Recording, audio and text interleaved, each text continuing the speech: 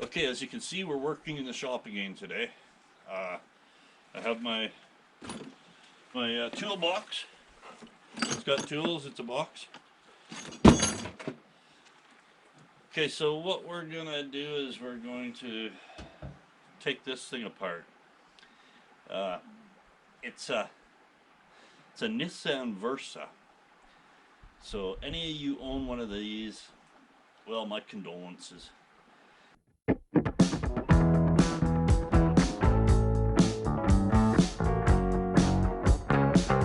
Nice fish.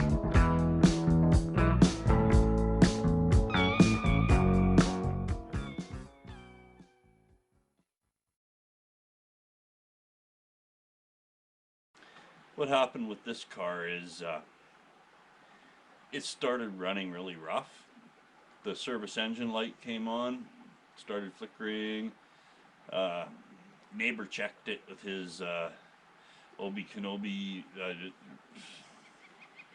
code reader thing. Number 3 cylinder misfire.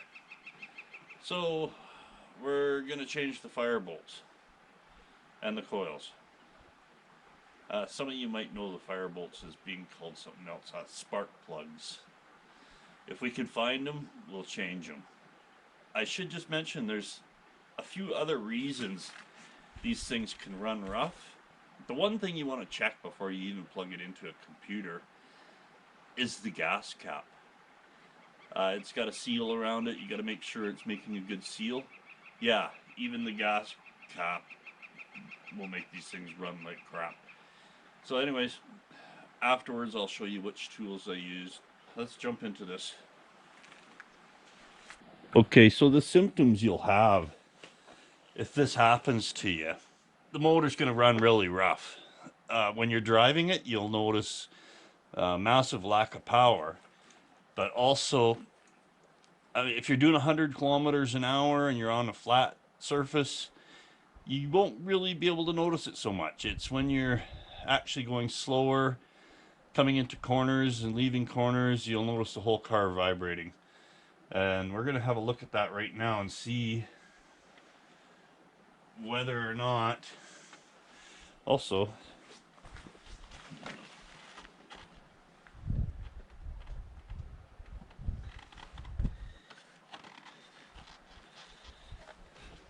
appears I have a broken motor mount too. Let's just start it up and see if it runs all shaky.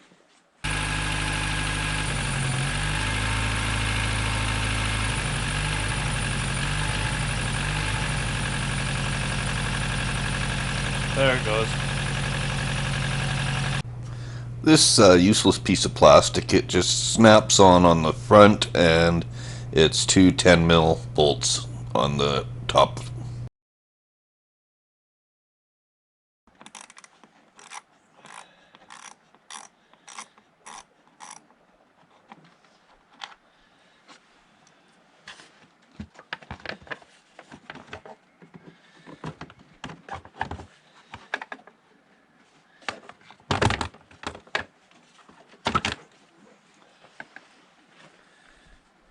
Gone.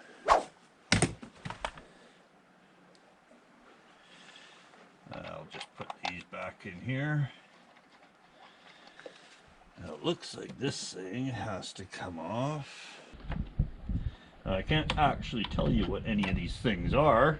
Most likely just useless pollution crap.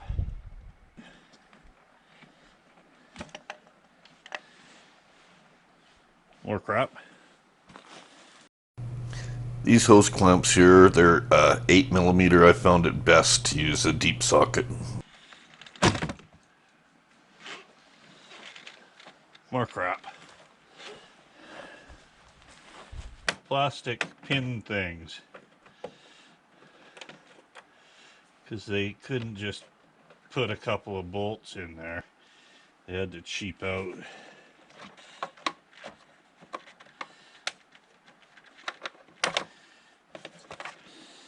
Something tells me this wire might not be stock Nissan. Then again, it could be. Might have to replace that wire. More crap. So nut and a bolt right here. 12 millimeter.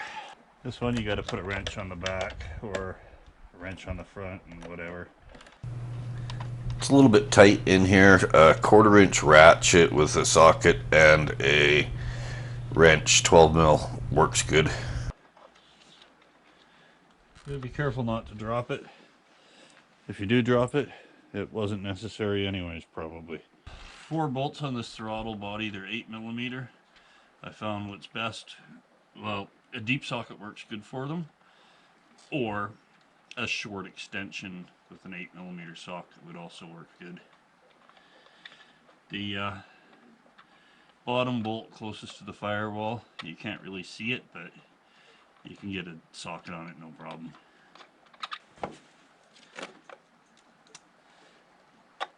Now I'm pretty sure all I have to do is get this just kind of away. So I'm going to start with the manifold, which appears to have 1, 2, 3, 4, 5. Okay, 5 bolts on the manifold, the intake manifold, and let's get this thing out of here. This thing just kind of clips in there. Take it out, bring it off to the side, take the dipstick out. I won't take it quite out yet because I want to plug that hole with something maybe. Okay, so when taking off the intake, I believe it's best to start with the outside bolts, loosen them ones first, and work your way to the center. And vice versa, when you're putting it back on, start with the center and work your way out. Okay, here I'm using a 3/8 ratchet with an extension and a 10 millimeter 6-point socket.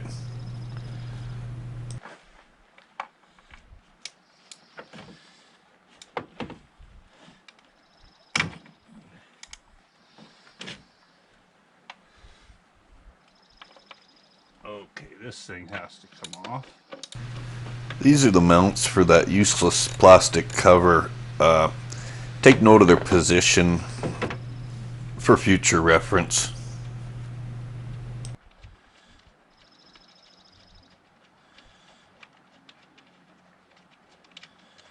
Yeah, this one too.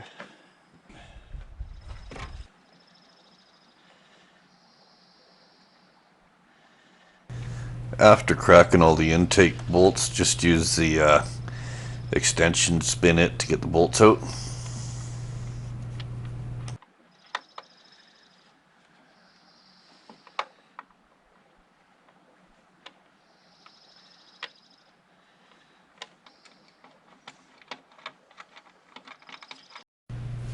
There's another bolt holding the intake on, kind of hidden away. You can feel around and find it. It's another 10 millimeter bolt. It's right where the throttle body was attached to the intake, right close to the firewall here.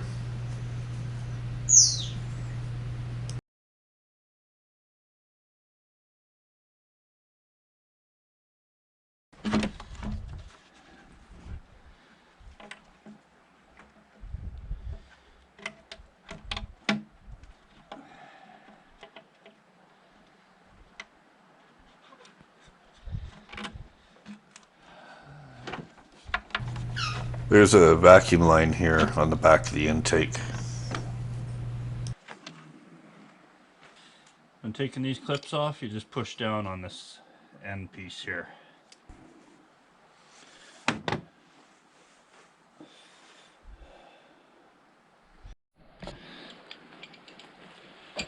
Okay, now this getting the plug out is going to be a little bit screwy too.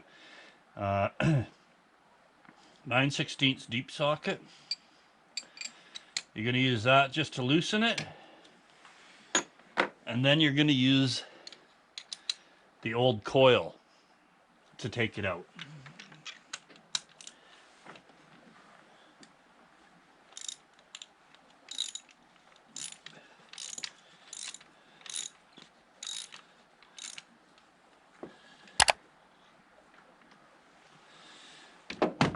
get it loose. Then you should be able to plug the old coil onto it to spin it out. I say should be able to, I'm not sure. Because otherwise it'll just fall out of your socket when you go to take it out.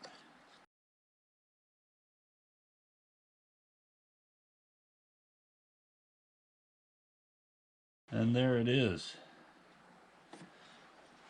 Now, we just repeat that process with the new one.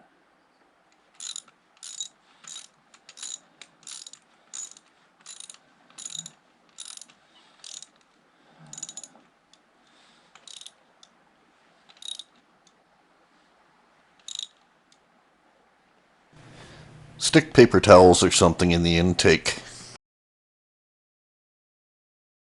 Replacement coils. Here in Canada, it was almost 400 bucks for 4 of these. That's why I bought the Chinese ones. They are 100 bucks for 4 of them. You really don't want to do this job twice, so, well, might have to because of the cheap coils, but dielectric grease for the electrical connections. Dab will do ya. Might as well do the other ones while I'm at it. It doesn't hurt to put a dab of that crap on the plug as well. Not that it's really necessary, but I took my negative terminal off, so I'll just put a little bit on that too before I put it back together. When you're pushing these back on, you will hear them click. It's not on tight until it makes a click. Okay, one more thing I'm going to do here before I start putting it back together is this throttle body. I've got some spray crap. I'm just going to spray it too. Just because I can. This is most likely an unnecessary step, but might as well do it.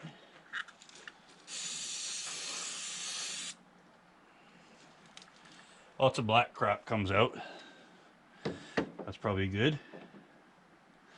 You can also get, for this here, if you take that off, that's where your MAF sensor is, mass airflow sensor, and you can get cleaner for that as well. It's just one of those things that you can do if it's running crappy and before you start spending money. Try that. That's what I just sprayed. Throttle body cleaner improves performance. Yeah, sure. Okay, I'm gonna clean this up a little bit. Brake cleaner, 1,000,001 uses. Side note, brake cleaner works awesome for wasps' nests. It leaves no residue, and it's cheaper than wasp killer. Kills wasps dead instantly.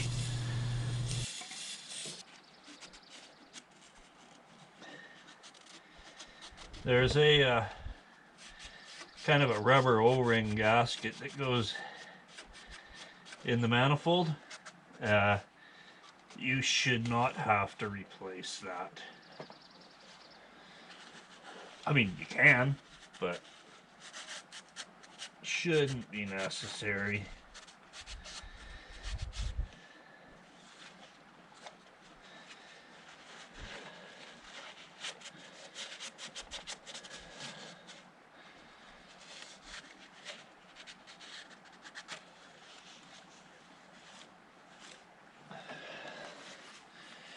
Okay.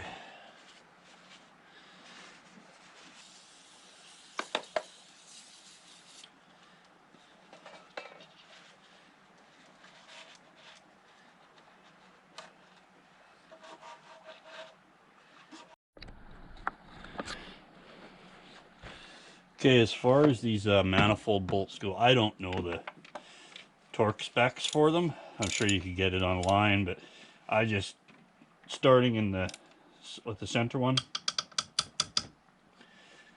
I just make it kind of tight.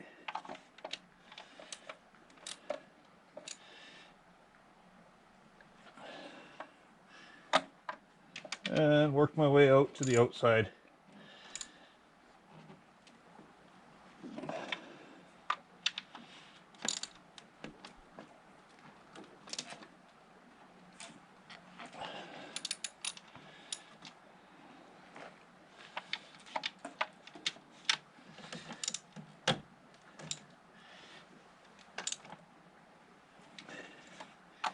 Double check that they're all tight.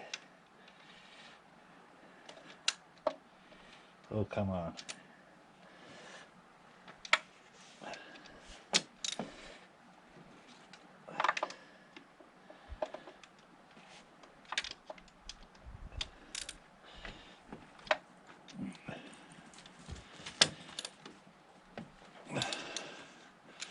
Okay, they should be good.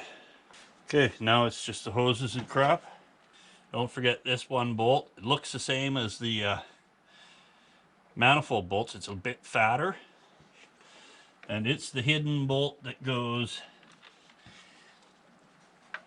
closest to the firewall, behind where you can't really see too well.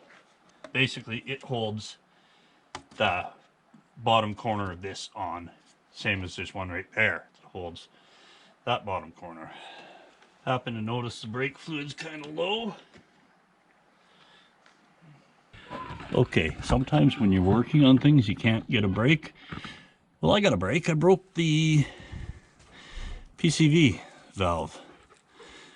Positive crankcase ventilation valve.